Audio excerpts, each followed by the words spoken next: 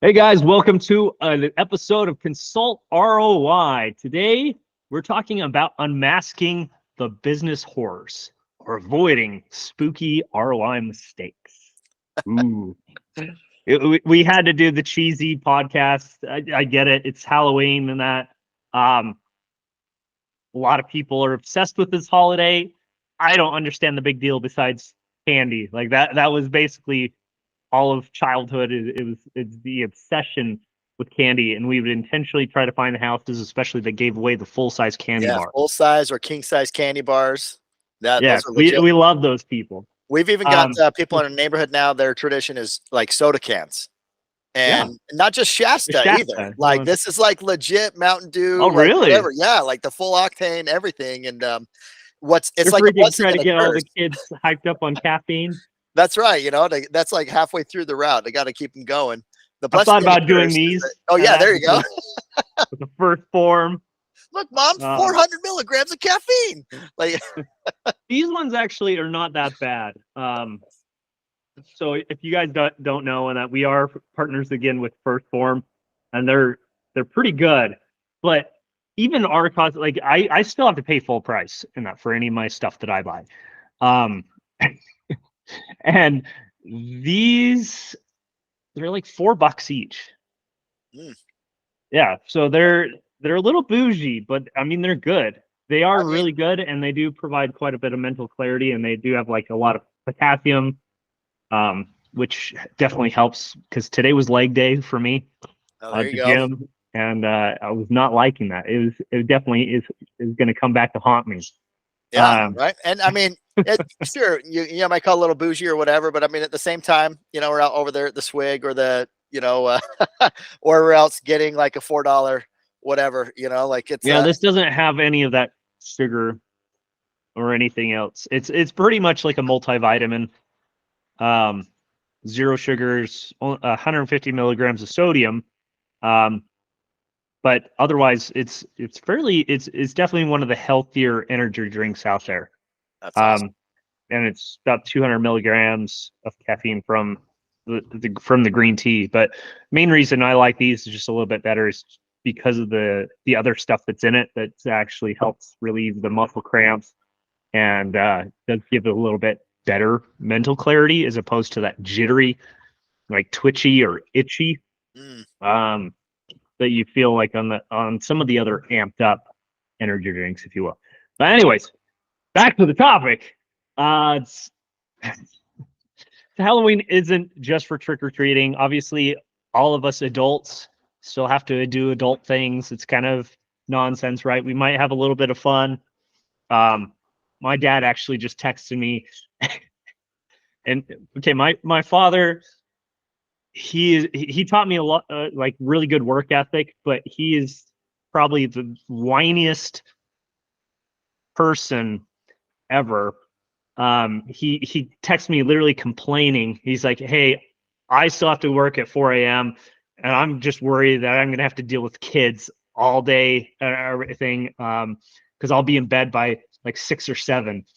And I just thought it was like, leave a bowl of candy out or something here. Yeah, or better yet, just make a note that says if the bowl is empty, no one's home. Just set out an empty bowl, or like bowl is empty, we're all out.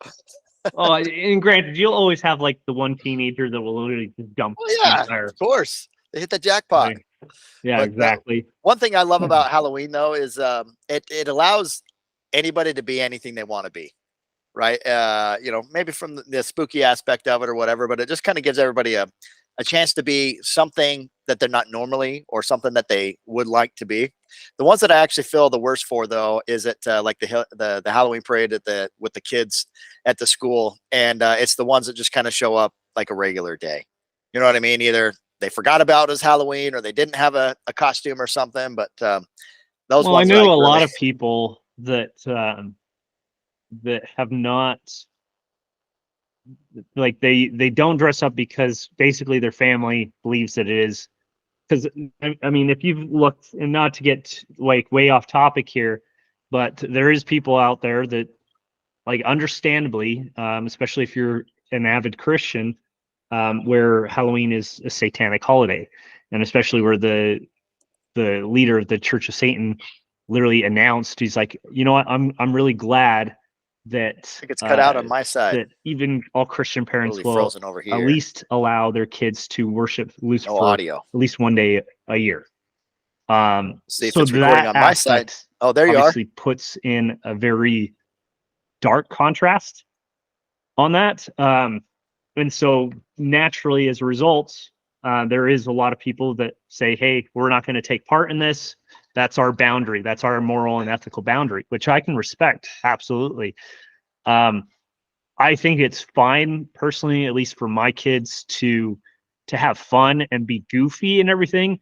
But it's when you start getting into the horror, the glorification of evil, that's where I draw personally a hard line. So you can like horror movies or all you want. I just will not, and I refuse to take part in it. There's nothing good that comes out of that, out of my life. It doesn't better my life in any way. And so anything that does not better my life in some aspects, I cut out. Yeah, no, I And can that's even appreciate that for candy sure. to a certain point, because let's be honest, candy is not that great for you either. I mean, how many pieces do you eat at first? You're like, oh, this is really good. If you do anything more than like a taste, like it feels like garbage afterwards, right? Like it's like, this. Yeah, there's But no maybe nothing moderation, wrong with right? treating yourself and everything, but there's definitely a fine line between like justifying gluttony and hurting yourself and making yourself sick because of all the sugar you're intaking. Like we've all done that as kids, right? Where we've taken and ingested so much junk food that we're just like literally out and rolling for the next day or two. It's just we feel miserable and yucky, and then of course the bowel movements later is not anything to write home about. That's it's bad, right? So there's a lot of reasons, and so it's the same thing in business. Like we easily want to justify all these little shortfalls or like justifications for why we do what we do in our business, but the reality is those things will hurt us, and that is what will come back to haunt you, right? We all know that, for example, if you're on a long road trip and all you have the entire time is like gas station diet of junk food, like bad chips, soda, etc., you're gonna hate life for a little while. And if your body's used to that, then you just like to torture your body. Like I'm telling you, you actually eat right and eat healthy, you'll start to realize like how the reason that you felt like ugh all the time. And so that's what I try to focus on is like what can we do just to make it, because when you are, it's the same reason that you can't just, like, for example, if you're an alcoholic, you don't just stop drinking because somebody tells you to, Yeah, you right? gotta You don't stop. stop sabotaging yourself because somebody told you to. That's idiocracy, right? You do it because you no longer feel the need to fill that void with something you know that doesn't serve you. That's There the you go. reality of the And you've got to situation. get to that point, right? To realize that, to appreciate it, to put yourself through discomfort to get there, despite it not serving you anymore. But maybe that habit, that addiction, or whatever it is. Yeah, what are you using to basically mask over or hide? What are you using it to like as a very poor coping mechanism? Even if you socially drink, let's be honest, we've all, like, if you actually look at yourself and are honest with yourself, the reality is we're all coping with something very poorly. Sure. We have some kind of void there that needs to happen, that we're numbing in that. And so, because whether that is, and that could be as simple as you just need peer validation or something. You're doing it because you're peer pressured and that's what your friends want to do. And so the actual cause could be that you do not have good friends or acquaintances or business associations or coworkers or whatever that push you to be a better person. They Yeah. just So push what you does to that have fun, destroy your life, do whatever else, and live life in the moment, and then wonder why at 50 your life and body hates you. Right. Yeah. I mean, I was at a trade show with a guy that a lot of people joked that we were like brothers.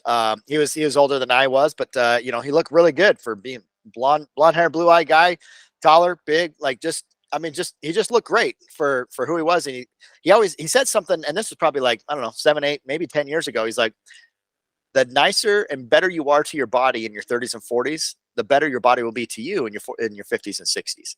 And that's something that that has always kind of like lingered on my mind and stuff. So, you know, what does that look like? And I don't want something, you know, that I'm doing now to come back and haunt me later. Yeah, and honestly, if you want to treat yourself for Halloween, great. Like, again, I'm not knocking you for that, but I would push to like, hey, if you're gonna have a dessert, like limit yourself, right? It's about self-control. A lot of the challenges in life are going to come down to self-mastery. Your personal fitness. So both people that are obese and people that are bulimic have the same problem, right? They have a lack of self-control.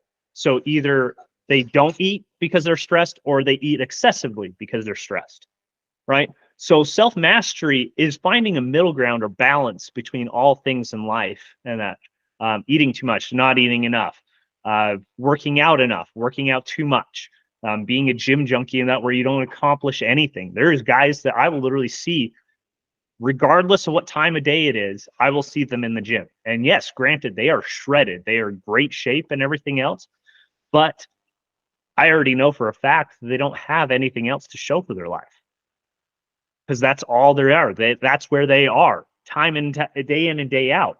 And it's not like they're a personal trainer or something where they're making money from that. They very easily could do that, but that's not what they were doing.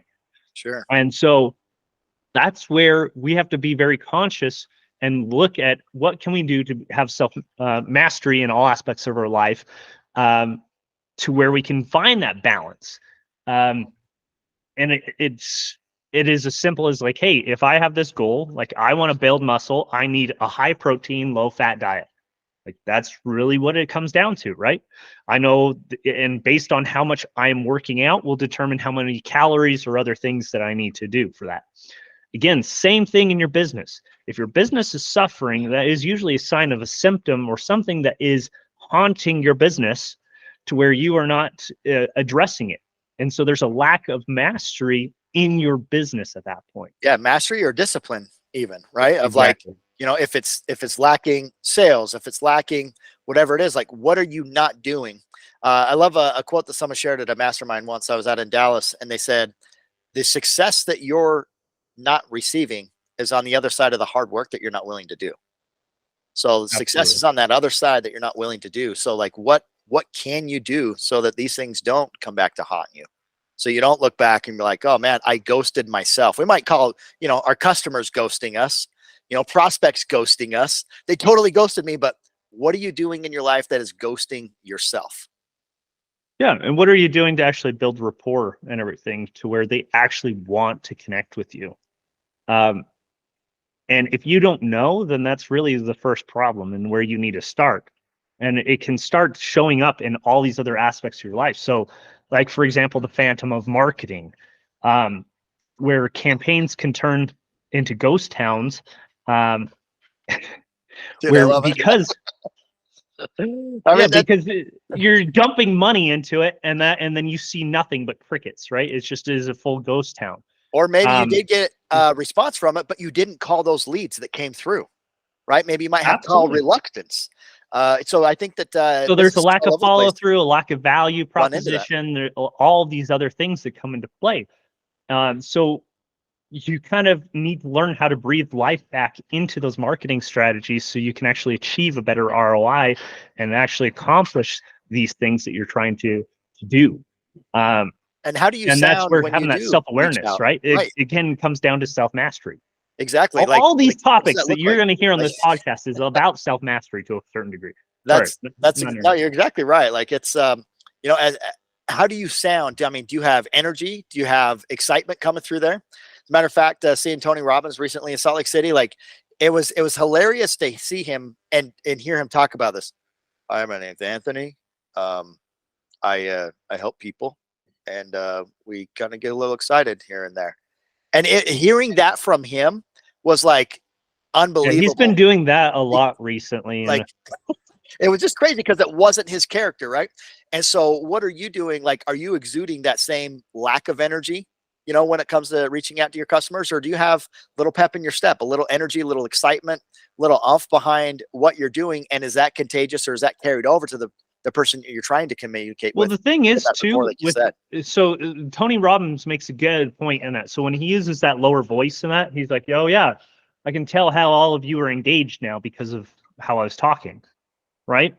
And the fact is when he talks normally and he is passionate and he's like, "Let's go, jump up and down, do this, I do the fire breathing and all this other crap." It pisses and annoys the heck out of a lot of people. It does. Like, they're like, "Hey, that's too much. You're doing too much. This is excessive in that. I don't need it." And then there's the other people that basically use it almost as like a crack addiction, where they just go for it and then they crash off of it, right? I kind of look at that as like the Julian Michaels approach to motivation, right? If you think back to like early episodes of The Biggest Loser, I mean, she was like in your face, screaming, breathing fire at you to get these people to motivate them. Contrast that with, like, you know, Bob, who was a little bit more, you know, personal and talk to people on a non-yelling level and stuff like that. And yeah, you're exactly right. Some of them it engaged and then others disengaged. And it's interesting to kind of see that approach. You need to match the energy of connect. Yeah, exactly. So you need to match the energy of whoever you are trying to target. That's what it comes down to. So if you are trying to get people that are motivated, you have to inspire that motivation and be like, "Let's go, let's do this," right? Whereas if you just want people that are boring IRS accountants in that, yeah. So if you look at subclause section 3, paragraph 5, and third paragraph here, in sentence, we will discuss this for the future evaluation, and you will notice that we went up 3 points this quarter, and you will engage certain people in that. But I'm telling you. Right. And so, I mean, let's kind of call it like not this, the people that you probably want. Right? I was just at my kids' Halloween parade at the school, and someone walked by and they were the mirror, right? The magic mirror on the wall, right? And exactly what you just said, and that's what it just kind of reminded me of, mirroring people, right? To match their energy, their level of engagement. And a good way, if you're not sure how to do this or what this looks like, if you have a dog, watch what the dog does to mirror you. If you're kind of down and droopy and stuff like that, the dog's going to like kind of go up like, "Hey, what's going on?" If you're excited and stuff, you say, "Let's go to the park." At least my dog, boom, she's at the door. She's excited. She's running in circles and stuff. Like, she is matching my energy to get out the door. Yeah, that tone. Absolutely. So as a great place to start, could do like, I could look at your dog. My dogs. Yeah, I could tell my dog right now, "You're such a stupid dog." Yeah. And he is, they're whole wagging their butts and their entire body. And yeah, my dog immediately started wagging her tail, and she's right here. Huh. Yeah. Had to see if mine was in the office right here, but oh, there you go. See? Look at that. You want to know this? Oh yeah. He heard me all the way from up the house here. Yeah, so, exactly. So I mean, when you think about like mirroring is like such a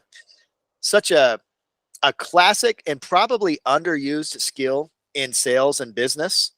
But if you can get good at it, and you're mirroring the people, not to mock them or mimic them or whatnot, but to mirror them, they will feel a connection with you, and they'll feel so good about that conversation. They're like, "You know what? This Cameron just really gets me.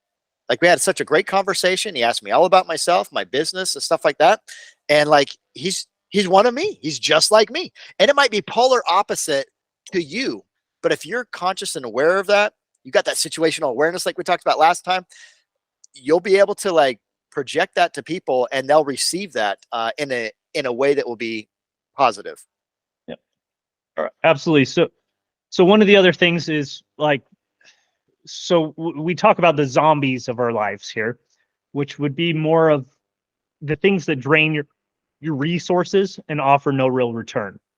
I think we've all done those. We've taken meetings that we don't want to do. We've done things that don't really provide any reward, but we do them out of guilt, pressure, or whatever else, or obligation, or just we don't want to be considered rude by other people. But if you look at any high achiever, whether it's Elon Musk, whether it is any millionaire, billionaire, or anything else, they're very guarded over their time. They understand that time is their most valuable resource, and it is something that you are not going to get back. So again, for me, a lot of people might consider this a zombie project, this podcast. But the reality is it provides a return because it allows me to dump my knowledge into a database that then allows and helps other people. That's my return. But you've got to be very discretionate about your time and what meetings you choose to take, what you choose to engage with, and what projects that aren't serving you that you just are refusing to let go, right? Is there anything that you want to add to that, Danny?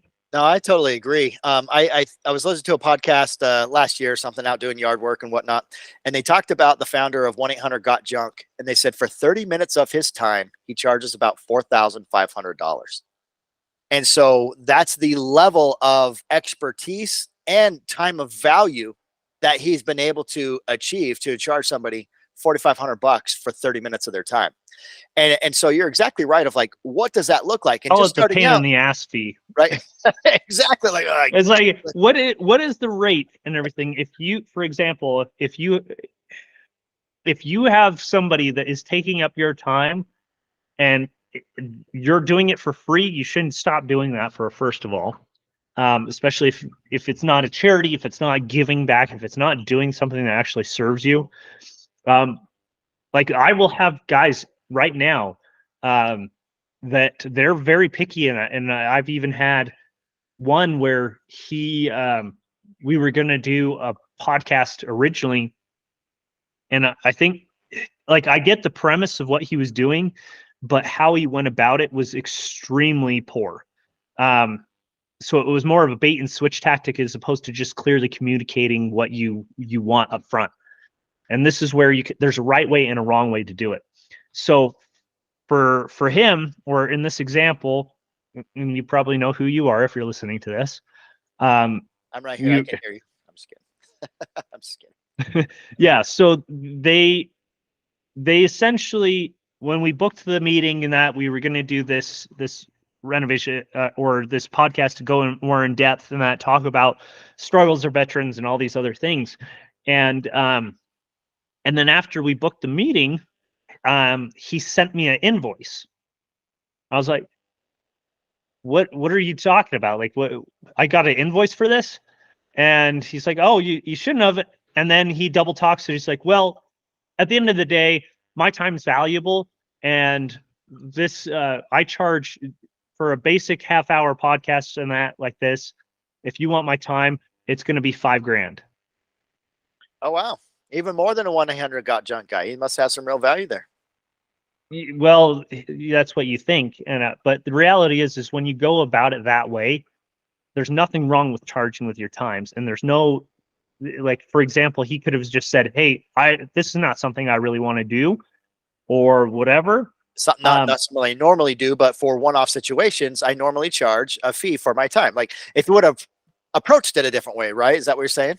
Yeah. So again, this is like, for example, if he just said, yeah, I can do the podcast and everything, my rate is this price, before we wasted each other's time, booked this time and everything else, that would have been one thing. But doing the double, like the bait and switch, like, oh yeah, I would love to help out. I'm passionate about this. I'm willing to work towards and help other people for these nonprofits and everything, because we were doing part of this is, again, part of a veterans charity deal. And then like he just said, oh, yeah, I would love to help out and that, but I do need to charge for my time just because that's where I'm at in my career. And that's what we came down to, is we literally had a conversation. It was like, look, he's like, well, I'm at a point in my career where my time is too valuable. And so anybody that needs any time with me, I'm going to charge for. I was like, okay, great. I'm at the point in my career where I am trying to give back to people and I'm doing charity work essentially to help them.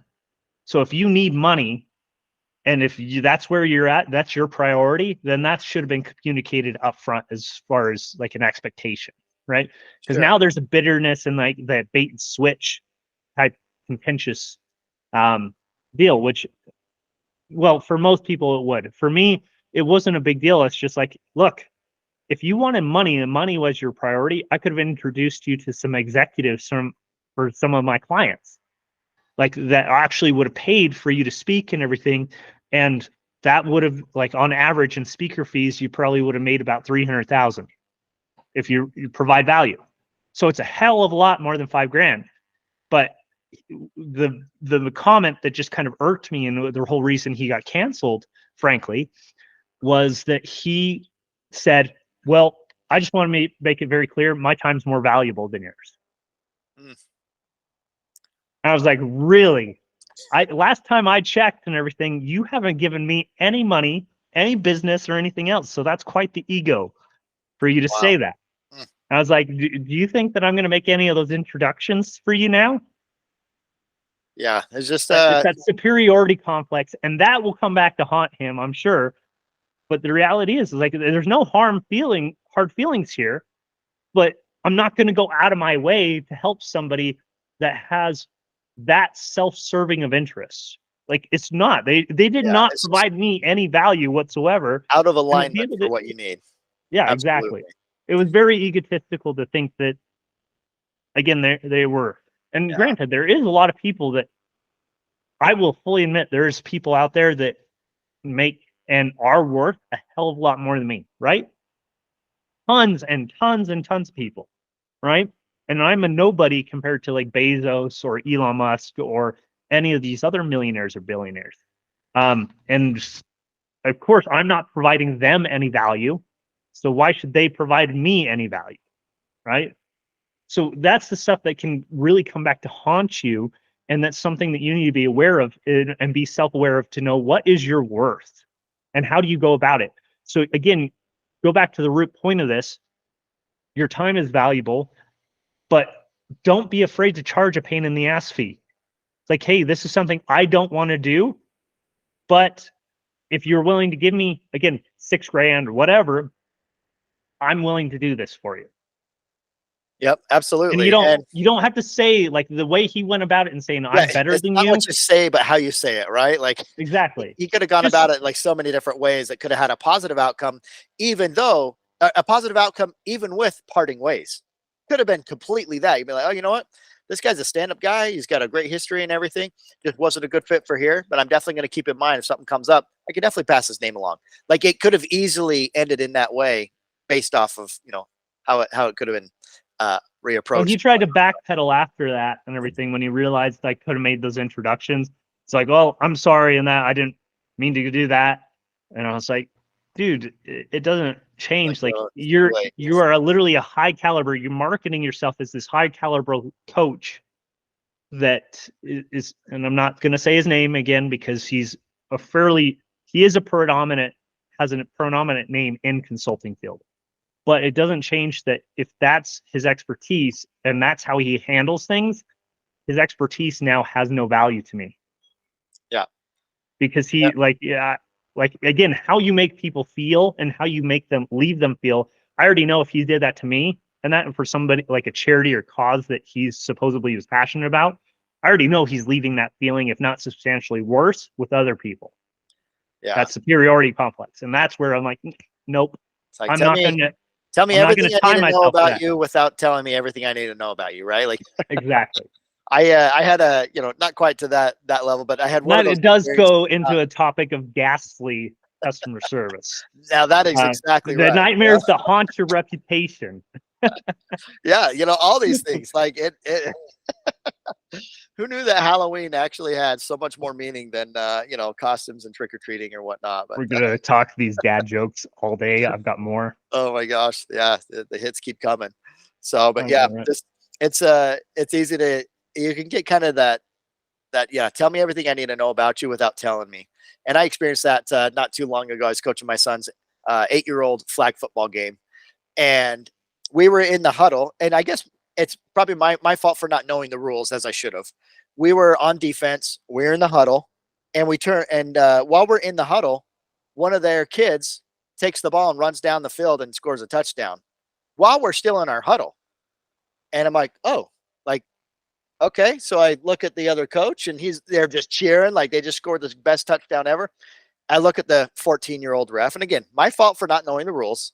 And I said, we weren't even ready. And Mike, is that even doable? He goes, I guess they don't need to like wait till you're ready. So I guess they hiked it and ran. I'm like, oh, so that's really weird. You can score without even playing against the other team, I guess. And he looks at the other coach. He goes, Coach, they weren't even ready. Do you want to keep that? He goes, yeah, good job, guys. Good job. Let's go. And I was like, you just told me everything I need to know about you without telling me anything I need to know about you. You know what I mean? Yeah, when somebody is willing to take the easy wins that they've not worked for, they didn't really earn or anything. There's a difference between if they'd actually outsmarted you or something else, or your players and that, because they had a good that's another catch. thing, because it's skill. They outplayed us. They outran us during like any of those things. They out fairly played us. That's what I would have, appreciated. Good job to them. Great, you scored. But while we're in the huddle and they scored the touchdown, and the coach was championing that and owning it. So they didn't even say time in? No, like nothing. We didn't hear the hike. It's just like so bizarre. But yeah, just that's just what it reminded me of. It's like so it's not what you say, but how you say it. And then people are always going to remember. It's the same thing with all customer service too. So the ghastly customer service is when you start having self-centered, egotistical, ego gets involved, or emotions and feelings. People take things personally, because usually when they call you, they're already pissed off, right? And normally, if you really think about it, how often will you avoid making a call to, like, for example, if your internet's down and calling your phone provider or your internet provider or whatever else? Usually things have to be pretty bad for you to be willing to do that, at least for me, because I don't want to waste my time. There's nothing worse to me than sitting on hold for 40 minutes or something to talk to a rep that is minimum wage employee, that doesn't care about their job, that hates life and everything else. And so by the time I get to somebody, I'm usually already excessively aggravated, right? So that's plenty of people. And anybody who's worked customer service, you know exactly what I'm talking about. You don't exactly, you will at least have, out of every 10 calls, at least 2 or 3 that are just irate, pissed off. And I'm not going to lie, I have been one of those customers, and that occasionally where I'm pissed off at the company, and I'll even have to preface this, where I'm like, hey, I'm just warning you right now, this has nothing to do with you, but your company is a sleazy beep. Oh man. It's tough. It is so tough. And like frequently my wife and I will look at her and I'll say, is it me? Like legit, is it me? Am I not communicating well? Am I not, being direct? Am I not? And I'm just like shaking my head going, is it me? Like, it must be me. It must be, because I receive that type of service all too often. Ghastly customer service. And it is so frustrating, so infuriating. Well, and how we respond to that and everything can monumentally change the impact and longevity of who we are as a person, right? Because if we choose to absorb that energy and be glue, if you will, and I wouldn't say that you should be like rubber, right, where you just bounce it back at them. But if you're just glued, you absorb it and then dismiss it. It's kind of like that, where you, again, this goes back to where you just funnel it past, you don't let it take anything personal, and you listen to the root cause. Like, okay, he's complaining about this, so let me try to solve that problem. Well, sir, I should definitely understand the aggravation here. What it sounds like to me that this and this and this and this didn't happen to your expectation. So if I'm understanding you correctly, if we address these issues and that, then that will address your concerns today, correct? Well, yeah. Okay, awesome. Yeah, I'm happy to help you with that. Let me help you with this. And sometimes they're like, hey, you know what? I understand you've been put on hold 3 times. People have hung up on you. I want to make sure that the person that you need to speak to is on the line before I hang up, and that so you don't feel like that. And that's That phenomenal means customer so service. much, right? That Yes. means so much to your Warm customer, and that transfer, leaves them feeling. Yeah, warm exactly. introduction, warm transfer. I'm not just going to hang up on you. I have your cell phone in case we accidentally get disconnected, which it's kind of funny because, like, yeah, I get cell phones and stuff. You drive past the right point, you know, on a mountain or something, you're going to have a drop call here and there. You can expect that, but like, so, but yeah, that type of customer service and that level, you're So like, how do great. you exercise or perform an exorcism, if you will, on Ooh. ghastly customer service? Yeah, it's communication. It's killing them with kindness, over communicating, and just No, doing I'm what you say saying you're if going you to have do. bad reps and everything, and you start seeing your culture go down and your client retention, satisfaction, and everything else, how do you perform an exorcism and get that cancer or evil out? Yeah, now that's a great question there. I think it starts with the leadership. Number one is what type of leadership are you exuding, and what type of I don't have any time for bad people in our lives, in our organization, in our culture. And if you can establish that from the get go, all the better. You've got to claw your way up to it if that's not what you have in your organization right now, so that those that do come that are the bad apples, they will realize, you know what? I just don't feel at home here. My bad attitude just isn't matched by anybody else. I'm going to go somewhere else. And eventually they'll help themselves show them the door. The last thing I would say to that is to coach them up or coach them out. And again, it falls back to leadership and coaching them up to the level I think it's that even you need simple and things coaching them too. out. If Yeah, not, I agree with you, but it's the simple things. And this is one thing that if you teach people to have pride in every aspect of their job and understand that, hey, look, you might not consider it a big deal, right? And this is one thing that I do admire about Andy Frisella as well, as he very much shares this mentality where everybody in the company is responsible for everything else. And we're all responsible for setting up each other for success. And we all have each other's best interests at heart. So we make people realize, like, hey, if you go in the bathroom and you leave toilet paper on the floor or you leave crap all over the sink or something, there's cleaning supplies. Like, take care of it, right? Clean up and everything else. Nobody else should have to deal with your piss. Nobody else should have to deal with your crap. Nobody else should have to deal with your baggage and everything that you've left there, and that because you're inconsiderate. And that's what I want people to, like, hey, understand that if you don't take care of this, somebody else is going to have to. And now, because of your actions, all these other people now have to deal with your lack of accountability. So yep. it might be a simple, small thing, like, again, wiping the sink, cleaning up the soap that was spilled, picking up the pieces of toilet paper, grabbing a mop or whatever. And even if it wasn't yours, it's like the same with kids. My kids learn how to take care of stuff because they see me saying, hey, I made a mess. I'm going to clean it up. Yep. Right. And that's what I And always then you go back teach to the them. scouts with, right? Like, you just leave a place better than you found it. And I always kind of go back to is that if I see trash in the parking lot, I'll pick it up. Doesn't matter where I'm at or what I'm doing, the gas station or whatever. And that stemmed from a training that I took at RC Willey, actually, back in 2002, believe it or not. You're dating And yourself here. oh, I know, right? Not nuts.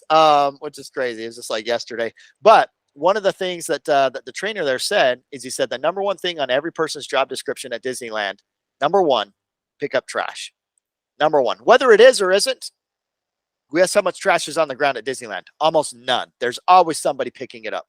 And ever since then, I was like, you know what? That's a great way to be. Plus, with the scouts and stuff, leaving it better than I found it. Like, how can I do that? And not only just the trash on the ground, but how can I leave somebody uplifted better than I found them through a conversation, a text, or anything else? What can you do to leave someone, environment, or whatever better than you found it? Are they better off because of that engagement that they had with you? Absolutely. And this is where, again, you might not see a big deal in all the small things, but these small things are like, honestly, if my guys or if I have staff members or even for example, even Danny here, if if I didn't see all aspects of that, where he took pride in even the little things and took accountability in even the little things and went above and beyond to make sure that everyone's best interests are served, like I would cut off association.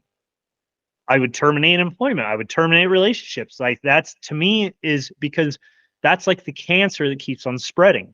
And it's not saying that they won't ever get to that point, but it's saying that right now, where they are in this point of their life, they are not in a good place. And until they need to get to that point on their own, and then like have that, and they can then mold back into the society if they will. But it's the same thing with, again, relationships, where if they don't respect you, or it's very much that ego thing, right? Where they think that their time is more valuable than everybody else's in that facility. So they'll leave baggage, their crap, their messes for everyone else to clean up. That's not fair. And when you leave that cancer in your workplace, that will have ghastly and haunting experiences for your employee engagement and all these other things. And customer experience. Right? Absolutely. Yeah, because that's where your employees will disengage, your employees will cut off, and they'll be like, hey, you don't hold this person to that standard. They're getting away with it. So why should I put in that effort and clean their messes and everything else? Right? They're getting rewarded the same amount. They're getting all these other things. So you know what? And then it becomes this BS retaliation that is now horrific. Again, like you have to perform an exorcism on your company at that point, because you've now allowed that cancer to spread, and now you have to cut and do horrific surgery. You know, it might have been initially just a little cut, and now you have gangrene. Frankenstein together. Yeah, exactly. It's not going to be pretty at all. And it takes exactly a lot to get that. It's exactly the point of when your best people go quiet, why you should be really, really concerned. Right there. Yep. Right? When they go dark, when they go underground, when your best people become zombies, there's an issue that needs to be addressed. And this is where understanding, like, you can, like, there's a lot of companies that will take these like cryptic data analytics, and they'll just say, oh, our sales went down, and so we need to do more marketing. Oh, this went down, or our customer service satisfaction went down, so we just need to do a customer service training. But the reality is if we don't understand and have clear metrics into why the data is there and why it exists, you'll do all these solutions and you'll just be running like a hamster on a wheel, not accomplishing or getting traction or gaining anything out of this. That means being able to clearly understand and articulate, hey, this is what's happened in my business. This is why, and seeing how people take pride in their work. And this is where just being able to sit back in the business and watching, like, if a mess gets made, who takes the initiative to clean it? If nobody does, then that clearly shows that there's been such a deterioration in the culture that it's pretty much needs to be completely ostracized or completely purged, if you will, and restarted. Yeah, because it's very hard once people get complacent. It's the same thing. Again, if you look at a relationship that you've had, once the person gets complacent with abuse or with lying or whatever else, it's next to impossible to build that level of trust or build these rapport or get that level of expectation back up to where it should be in a healthy, which is why 99.9% of the time it needs to end at that point. Yep. And as businesses, you know, you just kind of reminded me of like the ones that you see that says under new management. It's like, okay, so I did have a bad experience. I had a horrible relationship with these guys for whatever reason. Now it says under new management. Do I really want to go back in there and be like, hey, I hope your management's a heck of a lot better than the other one because there's a bunch of jerks or bad, you know, whatever. They try to do that to salvage it because they know that they've dropped the ball so bad. Right, exactly, right? So yeah, you know, hopefully your business doesn't have to go under new management.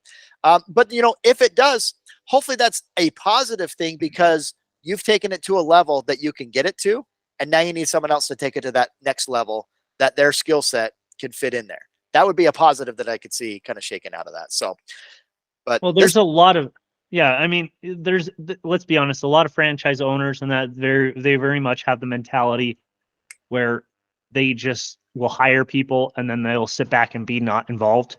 I do know of a couple franchise owners that are very successful, and the reason they are successful in what they do is they do take pride, and they're one of the very few owners that I will see that when I'm working there, they will jump in onto the fry line or onto the burgers, help people, take the initiative and do all these things, which is the reason they have such a great customer service. And the employees see that they don't put themselves above them, right? They put themselves at equals.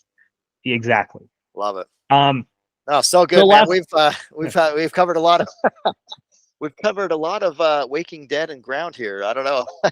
Yeah, I mean the last one really is just the ghost of missed opportunities, and which is where you like it's very easy again to see all these opportunities and have all these opportunities to grow yourself, to grow your team, to grow your business and capitalize on those moments. But it's again comes down to having that self-mastery, having that culture and everything to be able to capitalize on these great opportunities. Yeah, you don't want to have regrets throughout this whole process, right? You want to like lean in, and sure, could there be things that you could refine or make better processes and stuff like that? Absolutely. But to look back and be like, oh, look at that missed opportunity right there. Blockbuster versus this, digital online or this mail service with DVDs. Could that have been a massive? Because if you have to rehire all new employees and you have to literally ostracize and again, perform an exorcism or completely wipe and start over with all new staff, all new management, everything, that is extremely costly and extremely just time consuming and all these other things. And so that's a substantial missed opportunity to where if you can identify when things start to slip, where things just get left out, where the floors are a little bit greasier and people don't take pride in their work, and nipping it in the butt right there, that's a huge missed opportunity. And there's again, missed opportunities, what we were talking about with customer service, with salespeople, with all these different things where you could convert. Like, do you have any idea how many sales I would have that would start off with a very pissed off customer that says, hey, I have no intention of buying something or anything else. Right. And every single time I would just have it. It's like, look, I'm just going to show you, here's the best things, what you could do. You can make a choice from there. I don't care. It's all up to you. I'm just want to make sure that you do the best thing for you. And because I took that approach and guided them through and says, hey, look, I understand you're pissed off that this isn't working and everything else. This is why it's not working. This is why it's associated with this as the problem and everything. Here's all the evidence for that to collaborate, so you don't have to take my word for it. Here's what I would recommend moving forward. And that, whether you want to have your grandson do it, whether you want to do it yourself, whether you want to go to some other tech because you're upset or whatever. And at the end of the day, here's what I would recommend. It's completely up to you. What would you like to do? And it's like, you know what? I came at you on this call screaming at you. And granted, this is when I worked for another tech company, like clear back forever ago. But I still remember, and again, when they would call me, they were pissed off at somebody else for doing a very poor job, or maybe they were just pissed off because their internet provider, and they would call us thinking that we were the internet provider when we were a tech company. It had nothing to do with us, etc. Right. And so it would be very easy to be like, hey, screw you. You don't have any right to disrespect me, and it has nothing to do with us, so bugger off. Could have very easily done that because some of them, again, were extremely disrespectful. But because I was willing to take that and say, hey, look, I understand that you're frustrated with this. I want to make sure that we help you. I have nothing to do with that, but let me help you get to the right solution, and we'll find the solution together that we could agree on. And isn't because that I was willing to do that. Right? Exactly. Totally satisfying to talk them off the ledge, but then also to help them kind of like, yeah, we would be best friends by the time we were off that call. And I would literally have them sold. Like, not only, like, yeah, they would usually sign up for their full like tech care package at that time. And it wasn't, again, because I was just like this sleazy good salesman or anything. It was because I was a very good technical person. I could show them, and I was like, hey, look, if I didn't understand technology, if I didn't do this, none of this would make sense. So let me break this down. Let me dumb it down to where it makes sense for somebody that doesn't have the background that I do. Yeah. Let me show you. Here's the charts. Here's what's going on.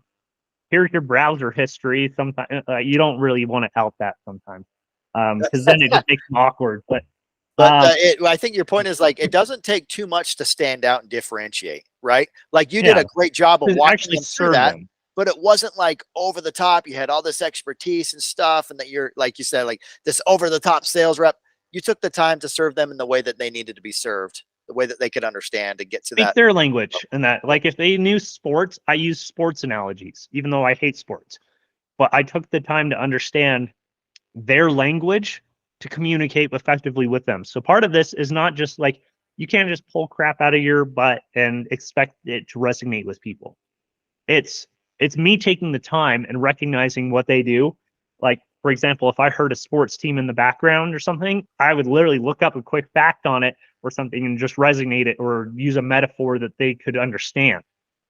It's like, hey, just like, you know how when your sports team and that is running at capacity because they don't really have great hydration or anything else, and so things just don't work the way they should. It's the same thing with your computer, and that things aren't like, if all the resources aren't being utilized, your system's just going to underperform, and it's not going to get you a great result, and it's going to just lead into a shitty game experience. Same thing with your computer, that it's going to run the programs really crappy. Same thing on a football team. If they don't have the proper nutrition, the hydration, and everything else, they're not going to perform as well. They're like, oh, okay, that makes sense, right? Yeah, absolutely. So something as simple as that. It all absolutely intertwines there. So, man, what a fascinating conversation for the Halloween day. This has been awesome. Absolutely. So, again, you guys, if there's other little Halloween puns that you would like to see, by all means, let us know, and we'll try to keep a few in store for you for next year. But yeah, don't be a I ghost. hope you guys got some value. I know we covered a lot of topics, so I hope you did take some notes. Make sure if you didn't have the time, re-listen to it. Just take some notes in that, and just take some little action items that you can do right now to help eliminate those things in your business, or work on, or just improve something, and that to prevent. Maybe this one was more of like, hey, well, yeah, common sense, but let me look over this and do some maintenance on my business, maintenance on my life, and that's where it's no different than an oil change on a car, right? Routine maintenance that is going to be easy for you to do, and make sure that your vehicle, your business, and your life stays in tip-top condition. Because the worst thing you can do is think that your oil's just fine and that the engine still starts, and then realizing that the engine oil has just turned into sludge, and now you're paying for a new motor, right? Because of your refusal to be self-aware. Yep, absolutely. Oh, so true. So, yeah, great conversation. That was another metaphor that I would use instead.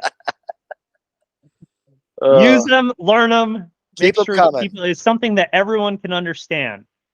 When, like, literally, I know that this sounds condescending, but you have to be able to dumb things down to where your 5-year-old or toddler could understand. So somebody that has no experience, no background in it or anything else can very understand clearly. Granted, if you use that metaphor on anybody who's never worked on a car, or somebody who's never paid for oil changes or maintenance on their vehicle, they're not going to understand that. So again, understanding your audience is still going to be paramount. Yep, absolutely. So true. All right, guys. Well, again, we hope you got value out of this. Be sure to like, share, subscribe, all that jazz. We would appreciate it if you can just take 2 seconds, even just to give us a rating. Even if it's 3 stars, whatever you want, it's all right. I can take it. I have thick skin. But again, just we do appreciate it because it does allow, even if it's negative, because it does allow us to grow, figure out what we need to address and how we can improve. So with that said, we will catch you guys on the next podcast. Take care. Peace.